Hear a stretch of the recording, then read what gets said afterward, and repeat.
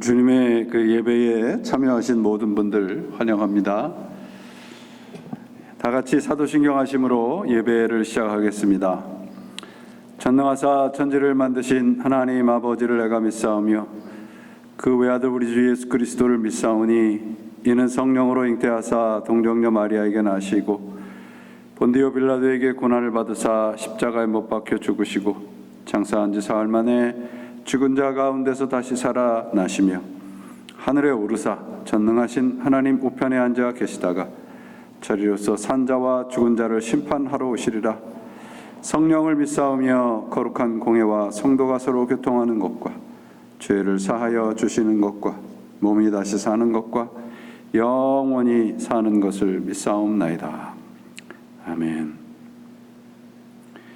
사랑이 풍성하신 하나님, 오늘도 저희들 주님 앞에 나와 예배를 드리게 해주심을 감사합니다. 저희들이 비록 온라인상으로 예배를 드리지만 동일한 은혜, 아니 더 큰 은혜로 채워주시기를 간절히 빌고 원합니다. 우리가 어디서 어떤 모양으로 예배를 드릴지라도 우리의 뜻과 마음과 정성이 다 모두어지는 복된 예배 드리게 하시고, 예배를 드리는 당신의 자녀들 어디에 있든지 주께서 함께 하시고 저들에게 하늘의 신령한 은혜로 그리고 믿음의 축복을 허락해 주옵소서. 오늘도 하나님께서 말씀으로 저희들을 채워주시고 기도의 역사를 저희들에게 허락해 주시며 우리의 살아가는 모든 자리에 성령의 충만하심 허락해 주옵소서. 당신의 자녀들, 이 제단에 속한 자녀들 한 사람 한 사람들 기억하시고 저들의 형편과 사정을 헤아리셔서 가장 좋은 것들로 채워주시며 언제나 주님과 동행하는 참된 믿음의 가정들로 삼아 영광받아 주옵소서. 주께서 오늘도 홀로 영광 받으시고 우리에게는 귀한 은혜의 시간으로 역사하여 주시옵기를 예수 그리스도의 이름으로 간절히 기도합니다. 아멘. 오늘 허락하신 하나님의 말씀은 요한일서 3장 11절로 18절까지 말씀 보겠습니다. 요한일서 3장 11절로 18절입니다. 우리는 서로 사랑할지니 이는 너희가 처음부터 들은 소식이라. 가인같이 하지 말라. 그는 악한 자에게 속하여 그 아우를 죽였으니 어떤 이유로 죽였느냐? 자기 행위는 악하고 그의 아우의 행위는 의로움이라. 형제들아, 세상이 너희를 미워하여도 이상히 여기지 말라. 우리는 형제를 사랑함으로 사망에서 옮겨 생명으로 들어간 줄 알거니와 사랑하지 아니하는 자는 사망에 머물러 있느니라. 그 형제를 미워하는 자마다 살인하는 자니 살인하는 자마다 영생이 그 속에 거하지 아니하는 것을 너희가 아는 바라. 그가 우리를 위하여 목숨을 버리셨으니 우리가 이로써 사랑을 알고 우리도 형제들을 위하여 목숨을 버리는 것이 마땅하니라. 누가 이 세상의 재물을 가지고 형제의 궁핍함을 보고도 도와줄 마음을 닫으며 하나님의 사랑이 어찌 그 속에 거하겠느냐. 자녀들아, 우리가 말과 혀로만 하지 사랑하지 말고 행함과 진실함으로 하자. 하나님의 말씀입니다.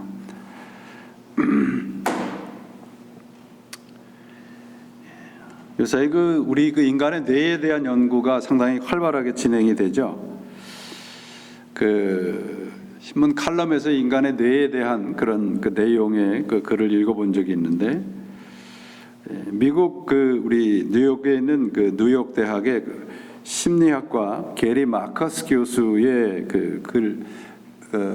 주장이 포함된 내용입니다. 미국 뉴욕대 심리학과 게리 마커스 교수는 인간의 뇌를 클루지에 비유한다.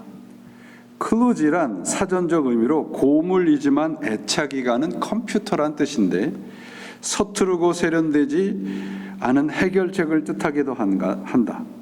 인간은 체계적으로 미래를 계획하고 설계할 만큼 영리한 종족이지만 동시에 주의 깊게 짠 계획을 순간의 쾌락이나 즐거움 때문에 내팽개칠 만큼 어리석은 존재라는 말이다.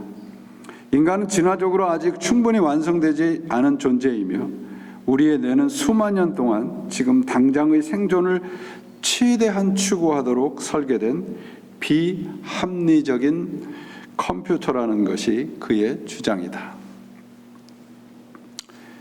이게 무슨 말인가 이렇게 보면 이런 겁니다. 어떤 분들은 이렇게 이 시장 같은 데서 뭐 정말 그 그로서리 마켓을 가면 그런 일이 없지만 시장 가서 이렇게 정말 싼 물건들을 100원, 200원을 깎으려고 애를 쓰는 분들이 있어요. 그런데 또 어떻게 보면 그런 사람들이 아주 비싼 명품을 사려고 그 명품 매장 앞에 줄 서고 있는 것을 볼 수 있습니다. 그리고는 아주 거액의 돈을 주고는 그 물건을 사고 아주 뿌듯해하는 것이 우리 인간들이죠. 이 인간들이 이렇게 비합리적인 존재라는 겁니다. 미래를 위해서 아주 계획적이고 합리적인 그런 이 계획을 하는 존재이면서도 오늘 당장 내 눈에 보이는 것을 사고 싶어서 충동적으로 사는 그런 존재입니다. 이게 불합리한데 왜 인간들이 이렇게 불합리한가? 왜 지혜롭지 못하나? 그것은 다른 동물들과 달리 우리 인간은 쾌락을 추구하기 때문이라고 합니다. 우리들이 스스로 합리적이고 상식적이고 계획적이고 그렇게 살면서 죄를 짓지 않는다고 하지만 정말 작은 충동과 쾌락의 유혹에 넘어가는 그런 나약한 존재들이 우리들입니다. 그래서 우리의 생각, 우리 자신의 주인을 바꾸지 않으면 결국 나 자신 스스로 속으면서 살 수밖에 없는 존재가 우리들입니다. 그래서 우리가 예배를 드리는 목적은 우리의 삶의 주인이 지금 나인가 아니면 하나님인가를 확인하고 점검하는 시간입니다. 우리 지난 2주간의 가정에 대한 말씀을 살펴봤습니다. 가정이 교회의 모델이죠. 그러면 가족 사이에 이건 교우님들 사이에도 마찬가지죠. 가족 사이에 가장 중요한 게 뭔가 하면 서로 공감하는 것이라고 생각을 해요. 사랑이란 공감하는 것입니다. 함께 기뻐하고 함께 울고 함께 모든 것을 공유하는 것이죠. 그것이 사랑입니다. 이런 것을 경험하는 것이 가정이고 교회입니다. 잘 아시듯이 요한 1서는 사랑의 책입니다. 왜 사도 요한이 인생의 황혼기에 이렇게 간절하게 사랑을 강조하고 외치고 있는가? 왜 주님을 사랑하고 이웃을 사랑한다고 고백한 믿음의 형제 자매들에게 왜 또 사랑하라고 부르짖는가입니다. 오늘 본문의 11절에 보시면 우리는 서로 사랑할지니 이는 너희가 처음부터 들은 소식이라 그렇게 되어 있어요. 이 말씀은 뭐냐면 서로 사랑하십시오. 이 말은 너희가 예수 믿는 처음서부터 배운 메시지다 그런 뜻입니다. 믿음의 공동체에게 사랑을 하는 말을 사도 요한이 처음 전한 것이 아니잖아요. 이미 알고 있고 이미 배우고 있고 훈련한 겁니다. 그런데 왜 사도 요한은 그렇게도 간절하게 사랑을 외치고 있는가? 이 사랑을 외치는 것 이유를 알기 위해서는 사도 요한 당시의 그 교회 믿음의 공동체의 그 상황을 좀 알 필요가 있습니다. 이 당시에는 밖으로는 이단들의 이 위협, 안으로는 또 거짓 선지자들의 위협에 이렇게 시달리고 있었죠. 그 이단들 중에 이제 영지주의적인 신앙을 가르치는 사람들이 있었습니다. 그 요한 사도는 그래서 그들을 적그리스도라 그렇게 아주 강력하게 지적을 하고 있습니다. 이 영지주의라는 것은 1세기 말과 2세기 초에 유행했던 그런 철학 사조입니다. 이 사조는 뭐냐면 우리 이 인간이 영과 혼으로 구별이 이제 구성이 되어 있는데, 영은 좋고 깨끗하고 신성한 거지만 육은 더럽고 그건 아주 타락한 것이다. 그렇게 강조를 하는 겁니다. 그러니까 영과 육의 이원론을 주장을 하는 것이죠. 그 영지주의가 왜 교회 안에 들어왔는데 사람들이 거기에 매혹을 느꼈는가 하는 거예요.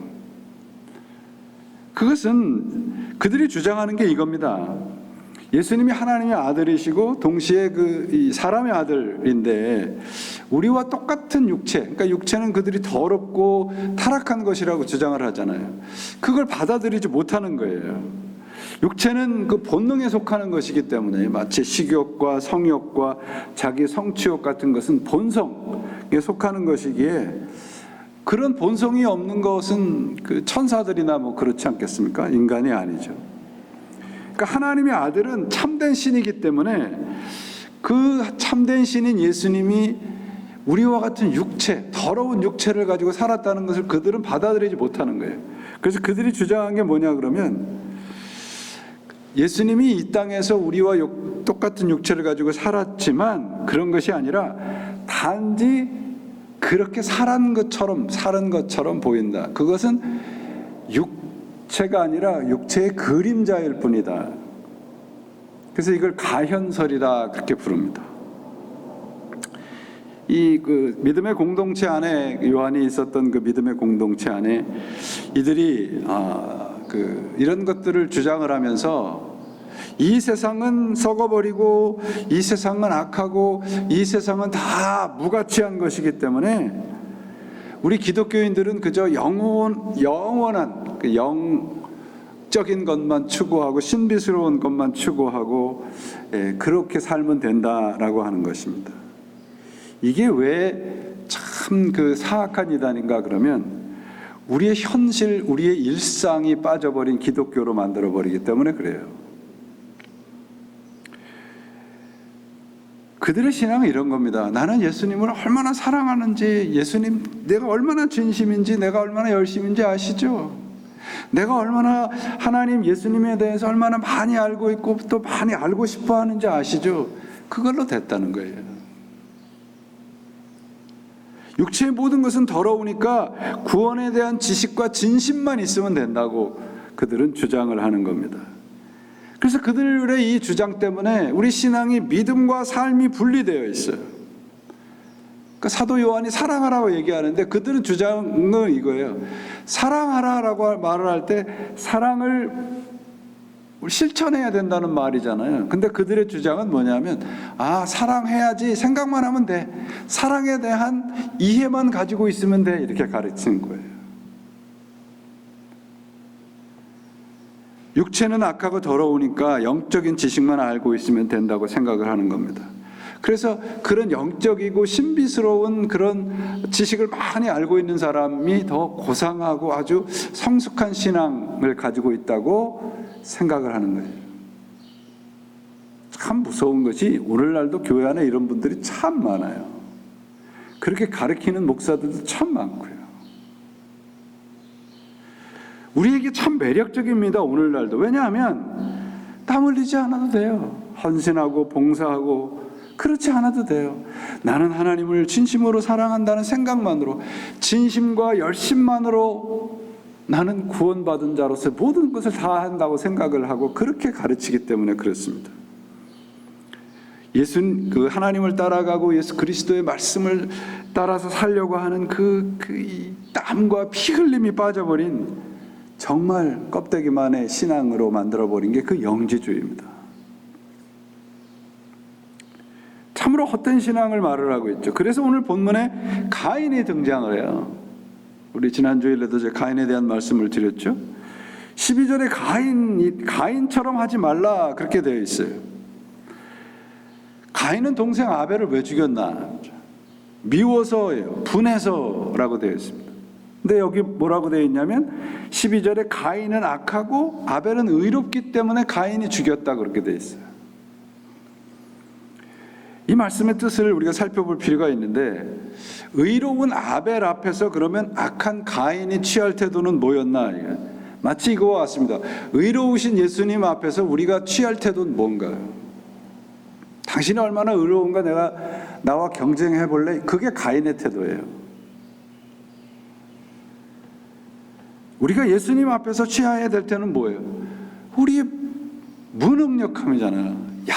약하고 죄 때문입니다. 예수님의 의로우심에 비할 아무것도 없습니다. 그저 우리는 죄인일 뿐입니다. 이거예요. 가인이 아벨 앞에서 취해야 할 태도가 그거라는 거예요. 나는 너에 비하면 동생이지만 너무 악하다. 너무 무능력하다. 그걸 깨닫는데 가인은 그렇지 않다는 거예요. 그러니까 가인같이 한다는 것은 뭐예요? 하나님의 말씀을 가지고 나를 들여다보지 못한다는 것이에요. 나를 살피지 않는 신앙의 태도가 가인 같은 신앙입니다. 신앙으로 나를 살피지 못하는 사람, 그게 가인과 같은 사람이에요. 나만 빠져버리고 항상 남에게 손가락질하고 비교하고 경쟁하고 남에게만 하나님의 말씀에 잣대를 들이대는 신앙입니다. 그 결과가 무언가? 사랑하지 못하는 거예요. 항상 내가 주인공이야 하는 사람은 절대 남을 사랑하지 못합니다. 그저 미워하고 분노하고 질투하는 것뿐이죠. 미움과 질투와 분노는 시기는요, 내가 예수 그리스도 앞에서 나 자신을 올바로 들여다보지 못한 결과입니다. 오늘 우리가 살아가는 모든 자리가 하나님과 함께하는 자리이고 그것이 하나님께서 우리에게 주신 축복의 자리예요. 오늘 우리가 살고 있는 모든 자리가 꽃자리입니다. 하나님이 허락하신 the best, 최선이에요. 이런 믿음으로 살지 않는 것이 가인과 같은 신앙입니다. 형제를 미워하고 살인하는 자이죠. 예수님 앞에서 우리가 고백할 수 있는 건 뭐예요? 제가 바로 당신을 십자가에 못 박은 죄인입니다. 범인입니다. 이런 의식을 갖고 사는 사람은 절대 형제를 미워할 수 없다는 것이죠. 미워하고 비난하고 정죄하는, 자 보세요. 미워하고 비난하고 정죄하는 행동을 하는 사람이 아니라 그런 마음을 가진 사람이 뭐라고 되어 있냐면 영생이 없다고 되어 있어요. 하나님이 우리를 사랑할 때가 언제예요? 로마서에 연약할 때, 죄인일 때, 하나님과 원수일 때예요. 하나님은 절대 우리를 비교하거나 하나님을 기준으로 놓고 우리를 평가하지 않으신다고요. 그게 신앙이라고요. 그게 사랑인 거예요. 그래서 가인과 같은 신앙이 되지 않으려면 우리가 알아야 될 것은 뭐냐 하면 먼저 나를 살펴라예요. 그래서 그 사도 요한이 그 인생의 말년에 정말 그 목청껏 사랑하라는 말은 뭐예요? 제발 너를 먼저 살펴라. 제발 자신부터 살펴봐라예요. 그래서 두 가지를 이제 이 18절에 보시면 대조하면서 참된 사랑을 회복하라고 얘기해요. 말과 혀로 하지 말고 행함과 진실함으로 해라.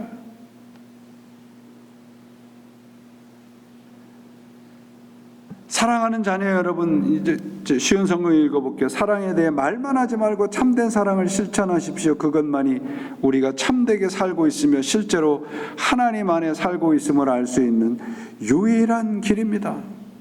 또한 그것을 스스로를 비판할 일이 생기거든 그 힘겨운 자기 비판을 멈추는 길이기도 합니다. 하나님은 우리의 근심하는 마음보다 크시고 우리 자신보다 우리를 더 잘 아시기 때문입니다.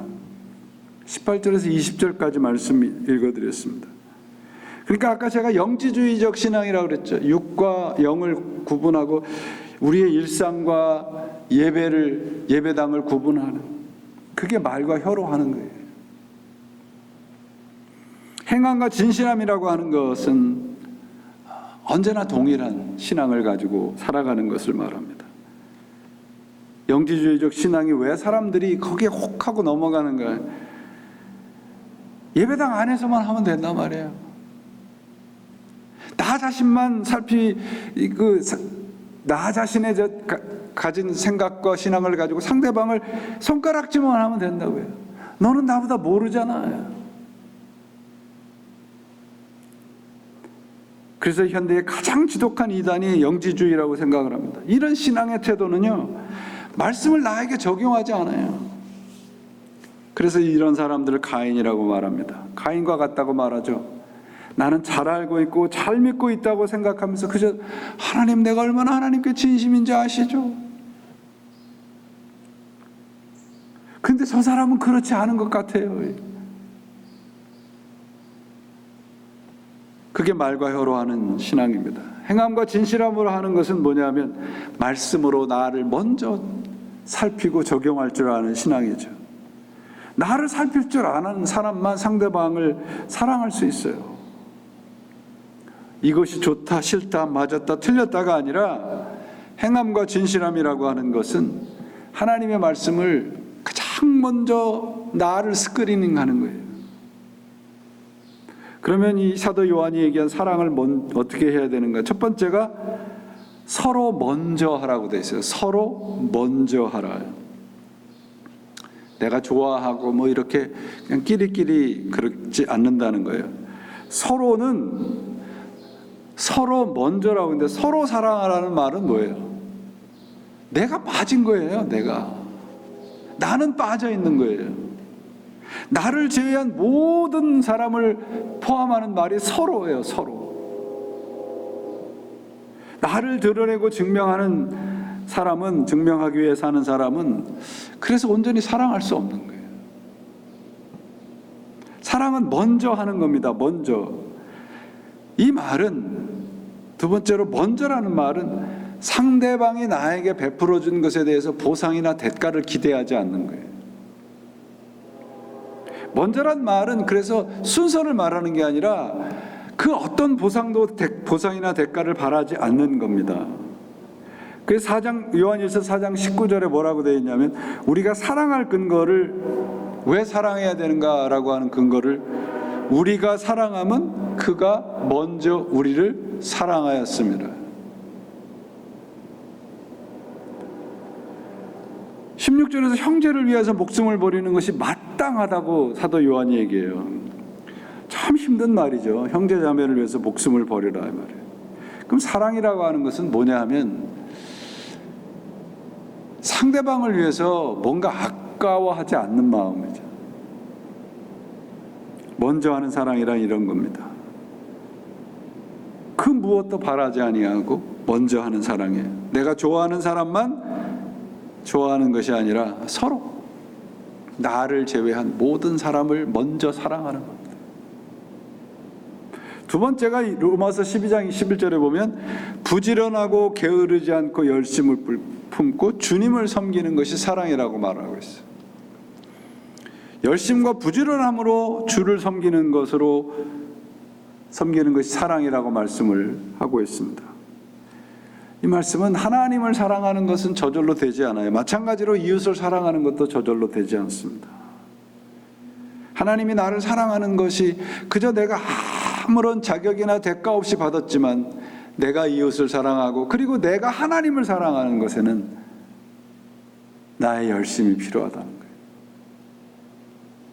그래서 로마서 12장 11절 부지런하여 게으르지 말고 열심을 품고라고 하는 것을 성경 그 번역가 J.B. 필립스가 이렇게 번역을 해요. 우리의 일을 망치는 태만함을 허용하지 말라. 여러분, 우리가 세상에서 그리스도인으로 살아가는데 내가 어느 회사에 속해 있다 그러면 내가 그 회사에서 그리스도인답게 살아가는 게 뭐예요? 그 회사에 충성을 하는 거예요. 성실하게 살아가는 거예요.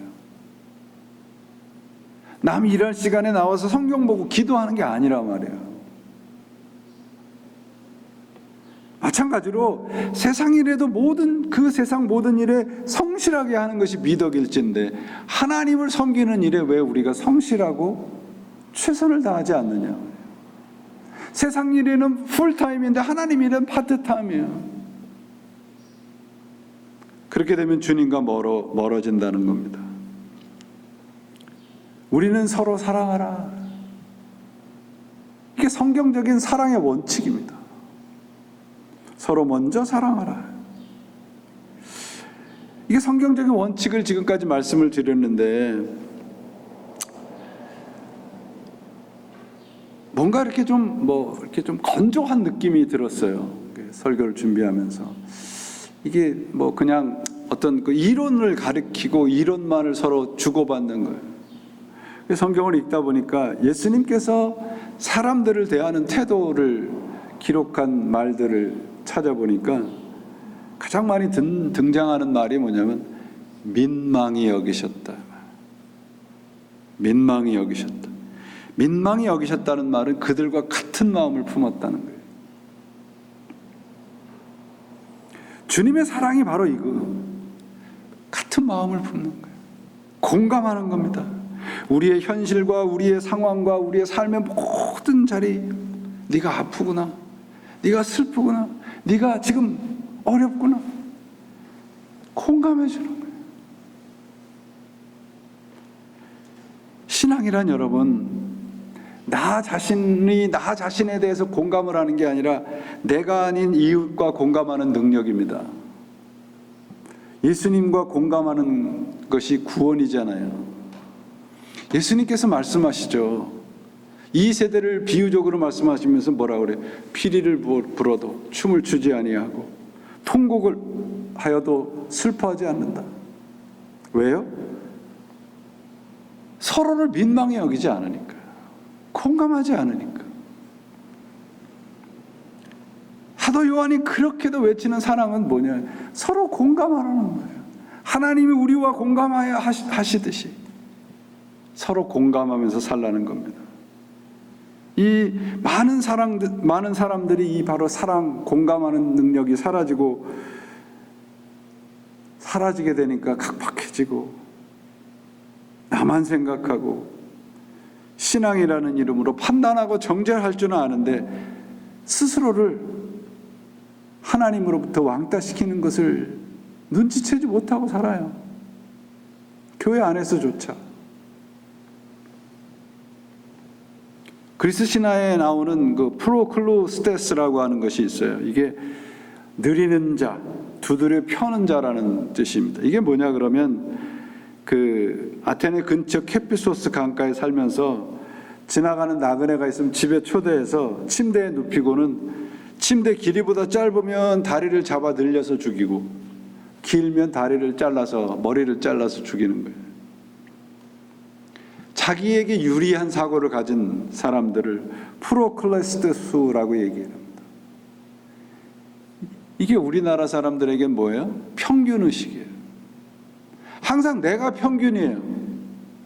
그래서 나보다 크면 그냥 잘라버리고 나보다 작으면 멸시하고. 여러분, 가정은 그리고 교회는 사랑을 배우고 사랑을 실천하는 곳이잖아요. 곧 내 자신 중심의 생각과 태도를 버리는 것입니다. 우리는 하나님의 자녀라고 그러잖아요. 하나님의 가족이란 뜻이죠. 이 말은 하나님과 공감하고 있고 하나님과 소통하고 있다는 말이에요. 하나님이 우리와 소통하듯이 서로에게 소통을 하는 것이죠. 공감 능력이 부족한 사람들에게 나타나는 공통점이 있는데 그게 뭐냐 그러면 얼굴 표정이 없다고 그래요. 무표정. 왜냐하면 얼굴 표정이 만들어내는 근육이 뇌신경과 직접 연결이 되어 있다고 그래요. 여러분 그런 말 들어보셨죠? 인상은 과학이다. 왜냐하면 얼굴 표정이 뭐 잘생겼다 못생겼다가 아니라 얼굴에서 나타나는 것이 곧 그 사람의 인생이라는 거예요. 그래서 우리가 얼굴이 얼꼴이라는 말에서 나왔다고 말씀드렸죠. 얼이라는 건 우리의 heart, spirit. 꼴이라는 거 form이잖아요. 그러면 얼굴이 뭐냐 그러면 내 생각과 내 영혼의 상태를 비춰주는 스크린인 거예요. 믿음이 깊어진다는 것은 그래서 내 태도와 내 생각과 내 말을 통해서 상대방과 공감하는 거예요. 제가 좋아하는 찬송가 중에 이런 찬송가가 있습니다. 여러분도 잘 아시는 찬송가예요. 하나님 눈길 머무신 곳 그곳에 내 눈 머물고 하나님 손길 닿은 곳 그곳에 내 손 닿으리. 하나님 마음 두신 그곳 그곳에 내 마음도 두고 하나님 계획하신 그곳 그곳에 내 삶을 드리리. 나 경배합니다. 주님 주님만 닮게 하소서. 나 예배합니다. 주님 주님만 쫓게 하소서.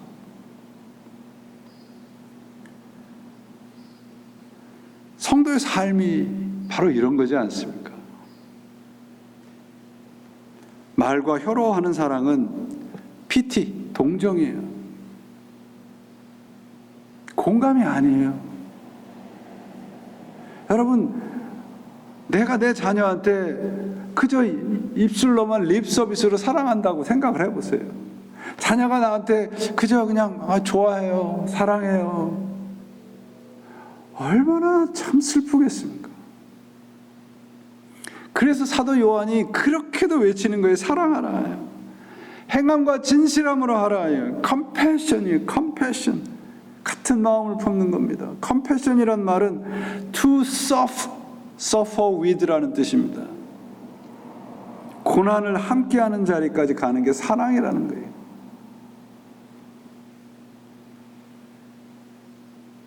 지금 돌아가셨지만 그 평생을 그 장애인으로 살았던 장영희 교수라는 분이 있죠. 그분이 쓴 책 축복이라는 책을 읽다가 이런 구절을 만나요.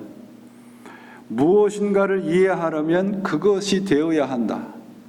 나무를 이해하려면 나무가 되어야 하고 바위를 이해하려면 바위가 되어야 합니다.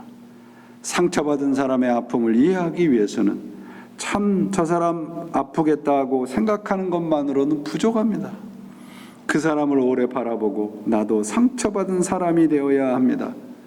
그렇게 됨으로써 그의 외면의 모습이 아니라 마음을 이해할 수 있게 됩니다. 이게 한마디로 뭐예요? 하나님이 이 땅에 육신을 입고 오신 성육신이에요. 우리와 공감하기 위해서. 그게 구원이잖아요, 여러분. 왜 예배당에 와서 예배를 드리고 헌신하고 봉사하면서 왜 서로 공감하지 못해요? 하나님은 우리와 공감하기 위해서 이 땅에 오셔서 우리를 위해서 죽기까지 하셨는데요. 여러분, 사랑하는 여러분, 우리는 무엇과 공감하고 무엇을 살아가면서 살고 있습니까? 그저 진심과 열심으로만 하는 신앙은 가인과 같은 신앙이라고 말을 하잖아요. 그게 뭐예요? 사랑 없는 가족이에요.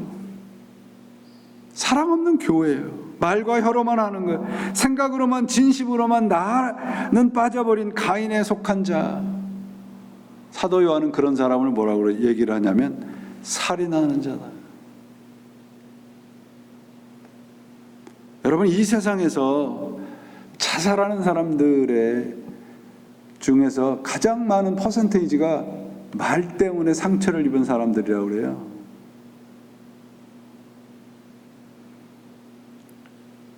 우리가 이웃과 공감하지 못하는 사람, 서로 비교하고 비난하다가 우리의 마음속에 그 사람을 살해하는 경우들이 얼마나 많습니까? 예전에 한 교우님한테 받은 이메일 내용이 생각이 났습니다. 그분이 이렇게 돼 있어요. 이렇게 썼습니다.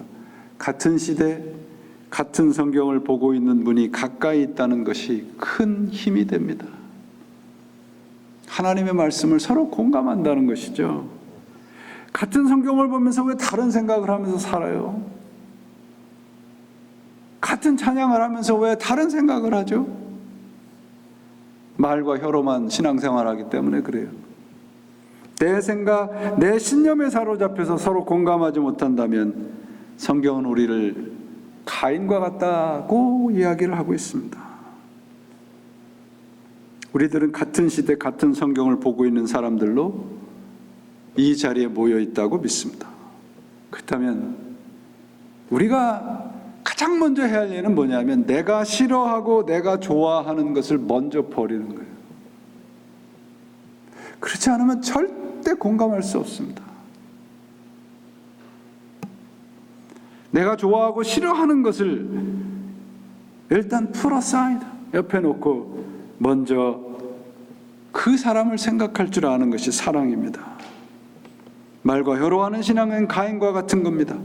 우리의 가정과 우리 교회가 사랑해야 될 방법은 행함과 진실함입니다. 머릿속으로만, 입으로만이 아니라 우리의 손과 발로 움직여서 하는 것입니다. 내 마음대로가 아니라 상대방과 같은 마음으로 그 사람과 공감하며 그 마음으로 하는 것이 사랑입니다.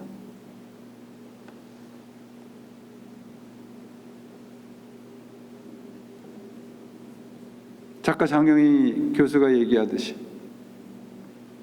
무엇인가 이해하고 싶으시면 그 사람이 되어야 돼요. 교회는 그런 것을 훈련하는 곳입니다. 가정은 바로 그런 것으로 하나님의 말씀을 가지고 훈련하면서 행함과 진실함으로 사랑을 실천하는 곳입니다.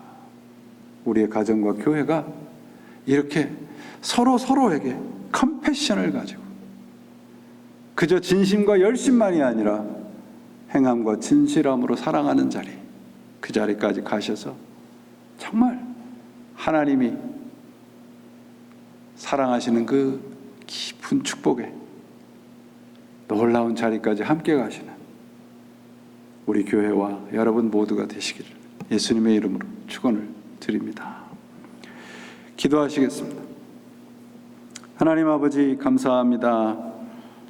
오늘도 하나님께서 귀한 말씀을 주셨습니다. 이 가정의 달, 가정과 교회를 생각하며 우리가 나 자신만 먼저 생각하고 내가 좋아하는 것, 내가 싫어하는 것을 아직도 버리지 못했다면 용서해 주시고 서로 사랑하며 정말 그 사람이 되기까지 말씀을 붙잡고 애를 쓰는 우리 모두가 되도록 하나님 인도해 주옵소서. 이제는 우리 주 예수 그리스도의 은혜와 하나님 아버지의 그 크신 사랑과 성령의 감화 감동하심과 교통하심이 하나님의 마음을 품고 행함과 진실함으로 사랑하기를 결단하고 원하는 당신의 자녀들 위해 지금으로부터 영원히 함께 하시기를 간절히 축원하옵나이다. 아멘.